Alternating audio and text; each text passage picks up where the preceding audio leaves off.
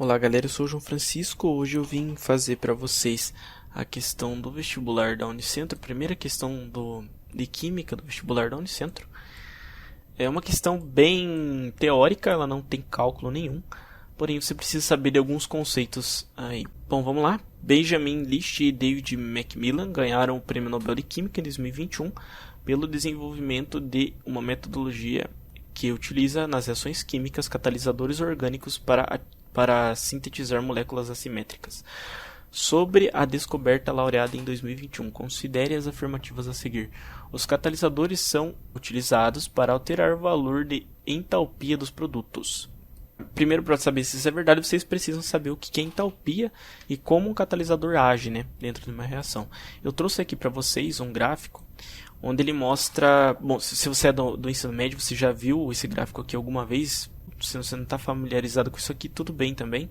Ele é um gráfico que mostra a entalpia da minha reação, valores de entalpia aqui no meu eixo Y, e no meu eixo X aqui embaixo ele mostra o caminho de reação. A entalpia sendo representada em joules, a unidade de medida dela. Aqui eu tenho os meus reagentes, o patamar aqui de energia dos meus reagentes, e aqui eu tenho o patamar de entalpia dos meus produtos. Ela vai ser a minha energia de ativação. A minha energia de ativação é como se fosse o custo para a minha reação acontecer, certo? E essa diferença de energia aqui, se eu não alcançar esse custo, se eu não tiver esse custo de energia pago, a minha reação não acontece.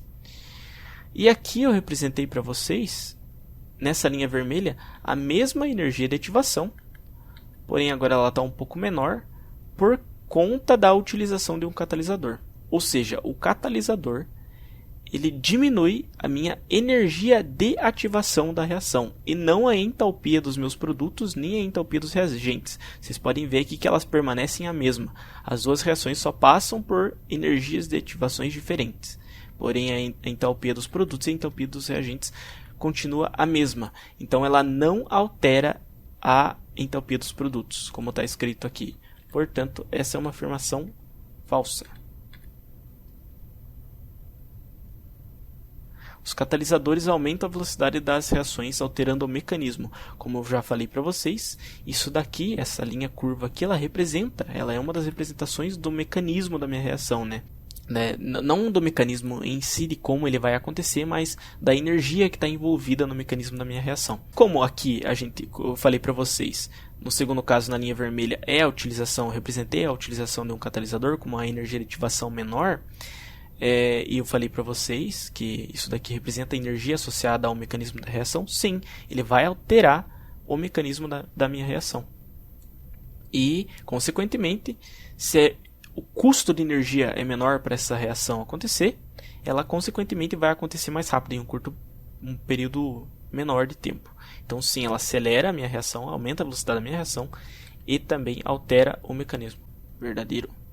Moléculas assimétricas possuem em sua estrutura um centro de quiralidade. Para explicar isso, eu trouxe para vocês aqui a representação do ácido lático. O ácido lático é uma molécula com carbono ligada a 4 diferentes ligantes.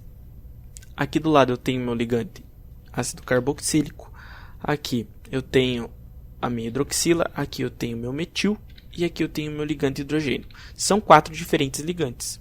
Quando um carbono é ligado a 4 diferentes ligantes, ele é chamado de carbono quiral. Ele é um carbono assimétrico, ou seja, qualquer plano que eu traçar aqui não vai ter dois lados iguais, não tem um plano de simetria. Se eu traçar assim não vai dar. Se eu traçar aqui, essas duas partes aqui ficam diferentes dessas duas. Se eu traçar assim, isso aqui da direita é diferente aqui. Ou seja, não tem um plano de simetria. Por isso, ela é chamada de quiral, uma molécula quiral. E por que essa palavra quiral, Essa palavra ela veio do grego que quer dizer mão. Se você for prestar atenção, a nossa mão ela é uma imagem especular uma da outra. Ou seja, se você coloca sua mão, a palma das duas mãos, uma de frente para a outra, elas ela vai ser uma espelhada, né? Uma é como se fosse a imagem da espelhada da outra. Porém, se você tentar sobrepor suas mãos, elas não conseguem se sobrepor, elas não são superponíveis. Eu vou explicar isso mais para frente para vocês, mas enfim. Isso aqui é meu centro quiral e sim, uma molécula assimétrica, ela possui um centro de quiralidade. Ou seja, isso aqui é verdadeiro. E por último, moléculas assimétricas fazem parte de um tipo de isomeria óptica. O que é isomeria, né? Isômeros são duas moléculas que têm a mesma fórmula molecular, porém elas são diferentes uma da outra.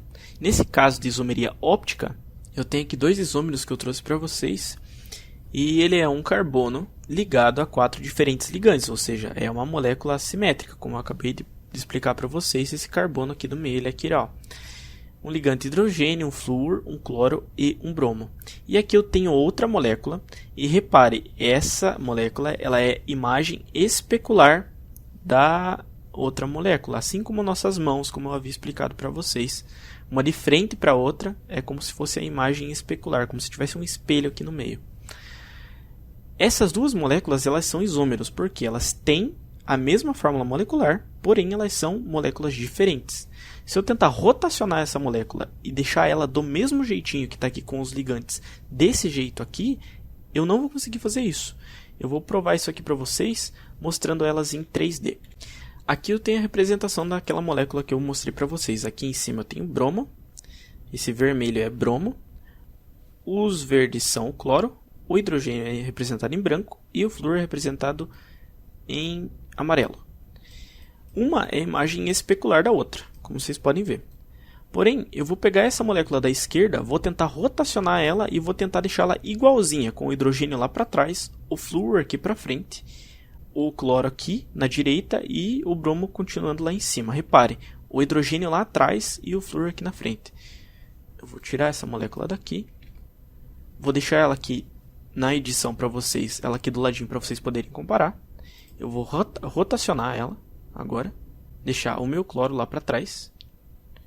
E repare, o hidrogênio nessa molécula está para frente e o flúor está lá para trás, que é o contrário da outra molécula, como vocês podem ver aí pela edição. Eu deixei ela do ladinho para vocês poderem comparar. Então elas são isômeros, elas têm os mesmos constituintes, porém elas são moléculas diferentes. E por que é isomeria óptica nesse caso dessas duas moléculas assimétricas? Porque quando eu tenho uma solução de moléculas assimétricas, quando isso aqui estiver dissolvido em uma solução, e eu passar luz polarizada dentro dessa solução, ela vai rotacionar o meu plano de luz, ou para a direita ou para a esquerda. Se essa molécula da esquerda rotacionar o meu plano polarizado de luz para a esquerda, a outra, que é o isômero dela, rotacionará para a direita, por conta delas serem isômero óticos. E é por isso que moléculas assimétricas possuem isomeria ótica. Ou seja, essa afirmativa aqui, ela é verdadeira também. O que me dá 2, 3 e 4 como verdadeiro, como correto, letra E. Eu espero que vocês tenham gostado, e é isso aí.